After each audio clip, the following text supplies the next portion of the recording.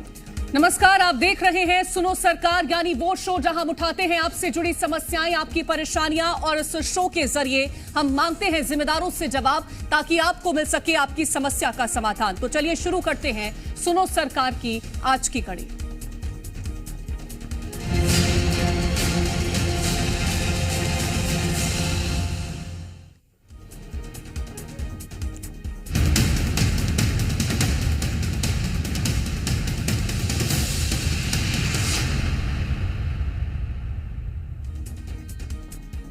तो सुनो सरकार में आज बात मध्य प्रदेश में बढ़ते अपराध की। प्रदेश में अपराधी बेलगाम है और प्रशासन सुस्त।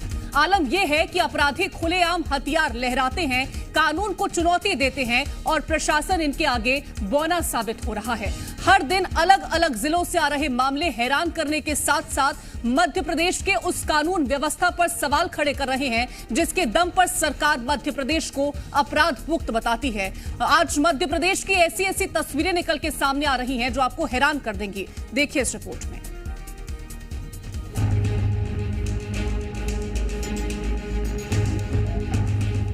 मध्य प्रदेश धीरे धीरे अपराध का गढ़ बनता जा रहा है। ऐसा हम इसलिए कह रहे हैं क्योंकि यहाँ से सामने आ रही हर दिन कई ऐसी वारदातें हैं जो ये साबित कर रही हैं कि बदमाशों में कानून का कोई खौफ नहीं रह गया है और अपराधी बेखौफ अपराध को अंजाम दे रहे हैं।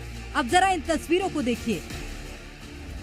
नीमच, इंदौर, दमोह, अलीराजपुर, भिंड, पन्ना और इंदौर से आई इन तस्वीरों से आप अंदाजा लगा सकते हैं कि प्रदेश में किस कदर अपराधियों का बोलबाला है और पुलिस सुस्त है। सरकार की यात्रा पर ही हमला हो जाता है। नीमच से भी ऐसी ही तस्वीर सामने आई तो वहीं इंदौर में खुलेआम बदमाश चाकू लहराते नजर आए। इसके साथ ही दमोह में जब एक शख्स मंदिर जा रहा था तो उस पर हमला कर दिया गया। इसी तरह अलीराजपुर, भिंड, पन्ना और इंदौर में हुए नाबालिग के साथ दुष्कर्म की खबर ने ये सोचने पर मजबूर कर दिया कि क्या प्रशासन सो रहा है, क्योंकि अगर जागता तो बदमाशों का प्रदेश में इस कदर तांडव ना होता। मध्य प्रदेश में अपराधियों का आतंक थम नहीं रहा है। दलित, आदिवासी और महिलाओं पर अपराध के मामले थम नहीं रहे हैं। कहीं दलित को पीट पीट कर मारा जा रहा है तो कहीं महिलाओं को दुराचार का शिकार बनाया जा रहा है। कहीं आदिवासियों को नग्न करके पीटा जा रहा है। अपराधियों के हौसले देखिए। सत्ताधारी दल बीजेपी की जन आशीर्वाद यात्रा पर अटैक किया और भारी तोड़फोड़ की। क्या एमपी में कानून व्यवस्था लचर हो गई है? अपराधियों का आतंक बताता है कि कानून के साथ अपराधी खुला खिलवाड़ कर रहे हैं।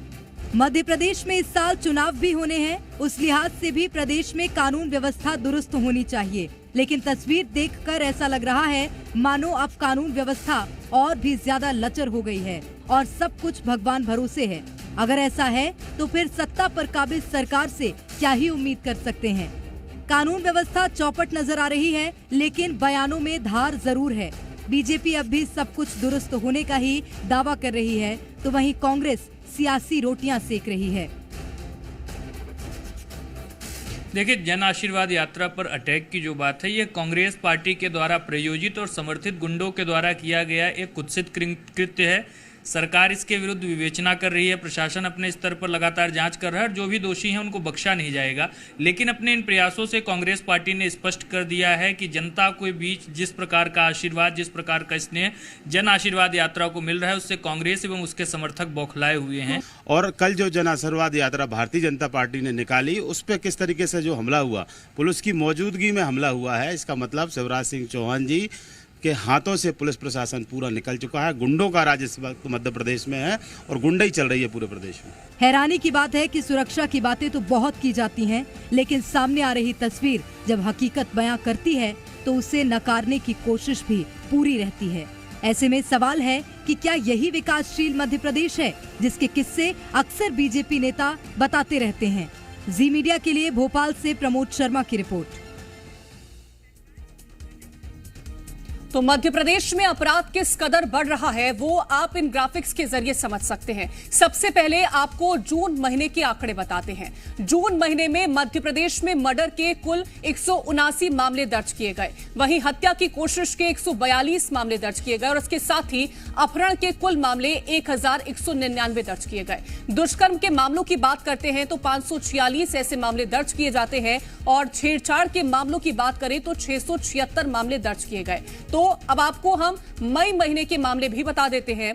मर्डर के जो मामले दर्ज किए गए वो 179, हत्या की कोशिश के मामले 136, अपहरण के कुल मामले 1221, दुष्कर्म के मामलों की बात करें तो 543 और छेड़छाड़ के मामलों का अगर जिक्र किया जाए तो 694 ऐसे मामले निकल के सामने आते हैं। तो अब आपको हम 2021 की एक रिपोर्ट के आंकड़े दिखाते हैं और उस दौरान मध्य प्रदेश देश में हिंसक अपराध के मामले में छठे पायदान पर रहा और इस साल दर्ज हिंसक मामलों की बात कर लेते हैं तो इंदौर में 1692 हिंसक मामले दर्ज किए गए। भोपाल की बात करें तो भोपाल में 1426 हिंसक मामले दर्ज किए गए। ग्वालियर में 1054 हिंसक मामले दर्ज किए गए। रीवा में 1046 हिंसक मामले दर्ज किए गए और सागर में 1031 हिंसक मामले दर्ज किए गए हैं। तो कई सारे ऐसे मामले देखने को मिले हैं जिसको लेकर मध्य प्रदेश में जिस तरह से अपराध बेलगाम है उस लिहाज से प्रशासन पर कई तरह के सवाल खड़े हो रहे हैं। सबसे पहला सवाल, क्या अपराध का गढ़ बन रहा है मध्य प्रदेश?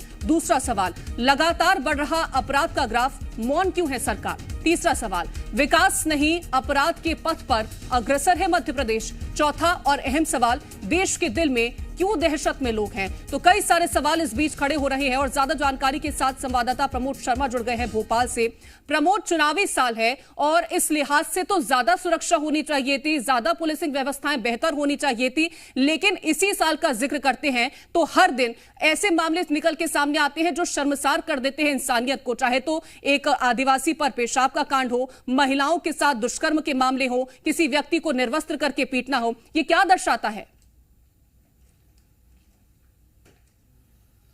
देखिए, ये तो कीर्ति यही दर्शा रहा है कि देश के दिल मध्य प्रदेश में अपराधी देखिए बेखौफ हो गए और वो जैसा मन कर रहा है वैसी घटनाओं को अंजाम दे रहे हैं। अपराधी बेखौफ मध्य प्रदेश में विचरण कर रहे हैं, यानी वो बेखौफ घूम रहे हैं और पुलिस पकड़ नहीं पा रही है। पुलिस ये एक्सेप्ट कर रही है कि मध्य प्रदेश में 40,000 जमानत पर छूटे अपराधियों का अता पता नहीं है और ये चौंकाने वाले आंकड़े हैं। सबसे बड़ी बात तो ये है कि जब मध्य प्रदेश में चौंकाने वाली घटनाएं आ रही थी, चाहे तो गैंग रेप के मामले हों या फिर महिला को निर्वस्त्र करके पीटने वाले मामले हों, दलित को पीट पीट कर मार देने वाले हों या फिर आदिवासी को नग्न करके पीटने वाले और पेशाब करने वाले वीडियो, अब तो इसके बाद कानून व्यवस्था लचर होने को लेकर विपक्ष ने सवाल खड़े किए तो सरकार ने सख्त कार्रवाई का दावा कर दिया।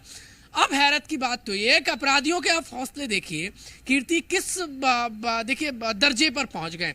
वो बीजेपी की जन आशीर्वाद यात्रा पर अटैक कर रहे हैं, वहां पर भारी पुलिस फोर्स तैनात है और पुलिस फोर्स की तैनाती में यदि अपराधी अटैक कर रहे हैं तो कुछ बताने की जरूरत नहीं, कुछ समझाने की जरूरत नहीं, कुछ कहने की जरूरत नहीं है। बहुत कुछ तस्वीरें बयां कर रही हैं, अपराधियों में खौफ नहीं बचा है।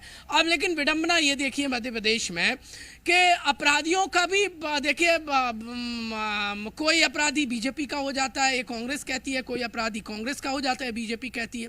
मेरा सवाल बीजेपी और कांग्रेस पार्टी दोनों से है, क्या अपराधी भी पार्टी के होने लगे हैं? क्या अपराधी बीजेपी कांग्रेस कहकर और कांग्रेस बीजेपी का कहकर क्या उन्हें बचाने का प्रयास नहीं कर रही है? मेरा मानना यह है कि अपराधियों ने जो कृत्य किए हैं उनकी कोई जात, उनका कोई वर्ग, उनका कोई देखिए आश्रय या उनका कोई ठिकाना या उनकी कोई पार्टी नहीं हो सकती है। जिसकी दूषित मानसिकता है, जो कुकृत्य कर रहा है, वो जो अपराधी है वो अपराधी है, उस पर सख्त कार्रवाई होना चाहिए, उसको संरक्षण नहीं मिलना चाहिए। ये कहीं ना कहीं एक दूसरे का अपराधी बताकर ये बचाने का प्रयास है जो मध्य प्रदेश के सियासी नेताओं को ये अपनी पॉलिटिक्स का ये जो चोला है वो उतार देना चाहिए। यदि अपराधियों का खात्मा करना है तो एक दूसरे पर आरोप लगाने से, सियासत करने से काम नहीं चलेगा, सख्त होना पड़ेगा मिल करके, क्योंकि कानून यदि सख्ती से काम कर रहा होता तो अपराधियों में खौफ होता। देखिए मध्य प्रदेश में हैरत वाली बात यह है कि जिस पुलिस को अपराधियों पर लात मारनी चाहिए। यानी मैं लात मारने का इसलिए कह रहा हूं क्योंकि वो युवाओं पर लात मार रहे हैं, तो अपराधियों पर तो मार ही सकते हैं, लेकिन अपराधियों को पकड़ने की बजाय मध्य प्रदेश में अपने हक मांगने पर युवाओं को पीटा जाता है। तो ये विडंबना बन गई है, कहीं बाबा के भक्तों को पीटा जाता है। तो पुलिस को ये फोकस करना होगा कि देशभक्ति जन सेवा उनका मूल ध्येय है और हम उनको याद दिला रहे हैं कि आप अपराधियों को मारिए, आप अपराधियों को पकड़िए, आप उन पर सख्ती लाइए, ना कि आप आम जनता जो अपने हक के लिए। बिल्कुल प्रमोद, अगर अपराधियों पर लगाम लगाने की कोशिश करते, अगर जिस तरह से मैं ग्राफिक्स का जिक्र कर रही थी और हिंसक मामलों का जिक्र किया था, तो इंदौर और भोपाल ये दोनों ऐसे जिले हैं जहां पर कमिश्नरेट सिस्टम लागू है और यहां पर सबसे ज्यादा मामले दर्ज किए जाते हैं।